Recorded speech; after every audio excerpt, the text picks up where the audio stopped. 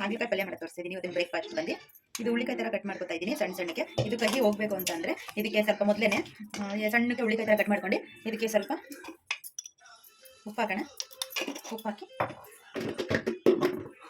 ಅರ್ಶಿನ ಹಾಕಿ ಬಿಡೋಣ. ಅರ್ಶಿನ ಬಿಟ್ಟರೆ ಅದು ಸ್ವಲ್ಪ ಉಪ್ಪಿನ ಅಂಶ ಎಲ್ಲ ಹೇಳ್ಕೊಂಡು ಕಹಿ ಅಂಶ ಬಿಡುತ್ತೆ, ಆವಾಗ ತೊಳೆದು ಮಾಡ್ಬೋದು.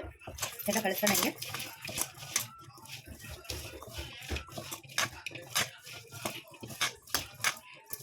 ನೋಡಿ ಈ ಥರ ರೆಡಿ ಆಗುತ್ತೆ. ಒಂದು 5 ನಿಮಿಷ ಬಿಡೋಣ. ಇದನ್ನು ಬಿಟ್ಟ ಮೇಲೆ ಪಲ್ಯ ಮಾಡಿ ತೋರಿಸ್ತೀನಿ.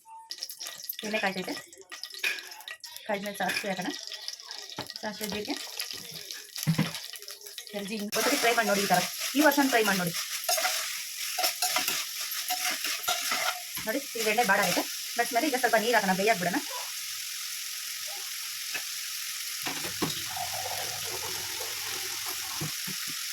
ನೀರು ಹಾಕೋಣ. ಈಗ ರುಬ್ಬಿಟ್ಟು ಮಾಡ್ತಾರೆ ಕೆಲವರು. ರುಬ್ಬಕ್ಕಿಂತ ನನಗೆ ಈ ಥರ ಇಷ್ಟ ಆಯ್ತು. ನಾನು ಕೂಡ ತಿಂತಾ ಇರಲಿಲ್ಲ ಕಹಿ ಅನ್ಕೊಂಡು. ನಮ್ಮ ಅಮ್ಮನ ಮನೇಲೆಲ್ಲ, ನಮ್ಮ ಅಮ್ಮನ ಮನೇಲಿ ರಾಗಿ ರೊಟ್ಟಿ ಹಾಗಲಕಾಯಿ ಪಲ್ಯ ಅಂತ ಏನಾರು ಮಾಡಿದ್ರೆ ಸೈಡ್ ಇಟ್ಬಿಡ್ತಾ ಇದ್ದೆ ನಾನು. ನನಗೆ ಬೇಡ ಅಂದ್ಬಿಟ್ಟು ಹೋಟ್ಲ ತಗೊಂಡು ತಿಂತೇನೆ. ಈ ಥರ ಒಂದ್ಸತಿ ಯಾಕೆ ನಾನು ಟ್ರೈ ಮಾಡಬಾರ್ದು? ಈ ಥರ ಟೇಸ್ಟ್ ಹೆಂಗಿರುತ್ತೆ ಅಂತ ಟ್ರೈ ಮಾಡಿದ್ಮೇಲೆ ಈಗ ನಾವು ನಮ್ಮ ಮಕ್ಕಳೆಲ್ಲ ತುಂಬ ಚೆನ್ನಾಗಿ ತಿಂತೀವಿ ಹಾಗಲಕಾಯಿ. ಒಂದು ವಾರಕ್ಕೆ 15 ದಿನಕ್ಕೆ ತಿಂತಾನೆ ಈ ಥರ ಮಾಡ್ಕೊಂಡು. ಈಗ ಒಂದು 5 ರಿಂದ 10 ನಿಮಿಷ ಬಿಡೋಣ. ಕುದಿಯೋಕೆ ಬಂದಮೇಲೆ ಬೇರೆ ಎಲ್ಲ ಐಟಮು ಸೇರಿಸೋಣ. ಇದಕ್ಕೆ ಹೈ ಫ್ರೆಂಡ್ಸ್, ಇವತ್ತು ಹಾಗಲಕಾಯಿ ಗಜ್ಜು ನೋಡಿ ಫ್ರೆಂಡ್ಸ್. ನೋಡಿ ಇಲ್ಲಿ ತನಕ ಬಂದಮೇಲೆ ಈಗ ಇದಿಷ್ಟು ಬೆಂದೈತೆ. ಇದಕ್ಕೆ ಬೇರೆ ಥರ ಸೇರಿಸೋಣ. ತೆಂಗಿನಕಾಯಿ ಹಾಕ್ತಾ ಇದ್ದೀನಿ. ಹುಣಸೆಹಣ್ಣು ಆಮೇಲೆ ಹಾಕೊಳ್ಳೋಣ. ಈಗ ಹಾಕ್ಬಿಟ್ರೆ ಬೇಯಲ್ಲ ಅದು.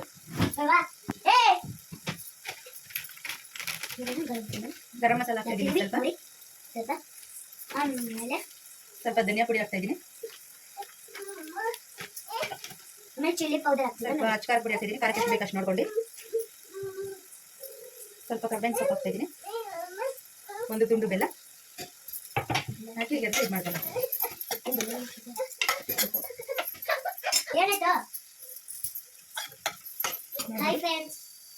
ನೋಡ್ಬೋದು ನೀವು ಎಡೆ ಹೆಂಗೆ ಆಗ್ತೈತೆ ಅಂತ.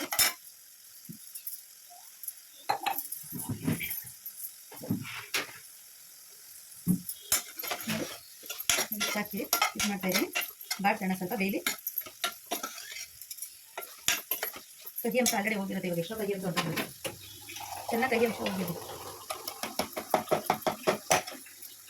ಒಂದೇ ಒಂದು ಸ್ವಲ್ಪ ನೀರು ಸೇರಿಸ್ಕೊತಾ ಇದ್ದೀನಿ. ಲೈಟಾಗಿ ಸ್ವಲ್ಪ ಸ್ವಲ್ಪ ಸೇರಿಸ್ಕೊಳ್ಳೋದು ಸಾಕು.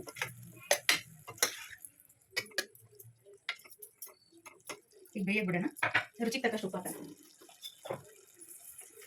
ಎಷ್ಟು ಬೇಕಷ್ಟು ನೋಡ್ಕೊಂಡು ಕಲ್ಲುಪ್ಪು ಹಾಕೋಣ. ಉಪ್ಪು ಹಾಕ್ತಾ ಇದ್ದೀನಿ.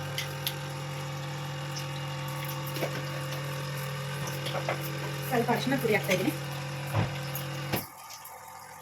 ಸ್ವಲ್ಪ ಅರಿಶಿನ ಹಾಕ್ತಾ ಇದ್ದೀನಿ. ಭಾಳ ಚೆನ್ನಾಗೆಲ್ಲ ಹಾಕಿ ಸ್ವಲ್ಪ ಮತ್ತೆ ಹುಳಿ ಅಂಶ ಬಿಟ್ಬಿಟ್ರೆ ಅಷ್ಟು ಬೇಯಲ್ಲ ಅಂದ್ಬಿಟ್ಟು ಲಾಸ್ಟಲ್ಲಿ ಹುಣಸೆಹಣ್ಣು ಸೇರಿಸ್ತೀನಿ. ಇದಾಗಿರ್ಬೋದು ನೋಡಿ. ಇದಾಗೈತೆ. ಇವಾಗ ಕುದೀತೈತೆ. ಕುದಿಕ್ಕೆ ಇವಾಗ ಹುಣಸೆಹಣ್ಣು ಹಾಕ್ತೀನಿ.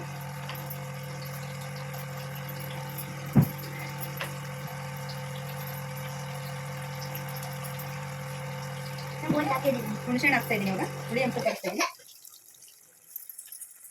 ನೋಡ್ಬೋದು ಹುಳಿ ಸೇರಿಸ್ತಾ ಇವಾಗ ಬೇಯಕ್ಕೆ ಬಿಡೋಣ. ಒಂದು 10 ನಿಮಿಷ ಬಿಟ್ಟಿದ್ರೆ ಗಟ್ಟಿಯಾಗಿ ತಿಕ್ನೆಸ್ ಚೆನ್ನಾಗಿ ಬರುತ್ತೆ. ಗಟ್ಟಿಯಾಗಿ ಅನ್ನಕ್ಕೆಲ್ಲ ಚೆನ್ನಾಗಿರುತ್ತೆ. ಗೊಜ್ಜು ರೀತಿ ಇರುತ್ತೆ. ಅನ್ನಕ್ಕೂ ತಿನ್ಬೋದು. ಸಾಂಬಾರು ಒಂದೇ ಇರುತ್ತೆ. ಗಟ್ಟಿ ಬೇಕು ನಾವು ಗಟ್ಟಿ ಮಾಡ್ಬೋದು, ತೆಳ್ಳು ಬೇಕು ಅಂದರೆ ತೆಳ್ಳು ಮಾಡ್ಬೋದು. ತುಂಬ ಟೇಸ್ಟಿಯಾಗಿ ಬರುತ್ತೆ ಫ್ರೆಂಡ್ಸ್. ನೀವು ಒಂದ್ಸತಿ ಟ್ರೈ ಮಾಡಿ ನೋಡಿ. ನೋಡಿ ಬೇಯ್ತೈತೆ. ನೋಡೋಣ ಫ್ರೆಂಡ್ಸ್ ಹೆಂಗೆ ರೆಡಿಯಾಗಿದೆ ಅಂತ ಬನ್ನಿ.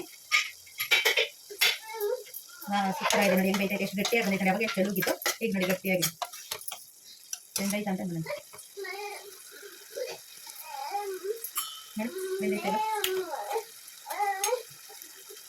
ರೆಡಿ ಫ್ರೆಂಡ್ಸ್, ರೆಡಿ ಆಗಿದೆ.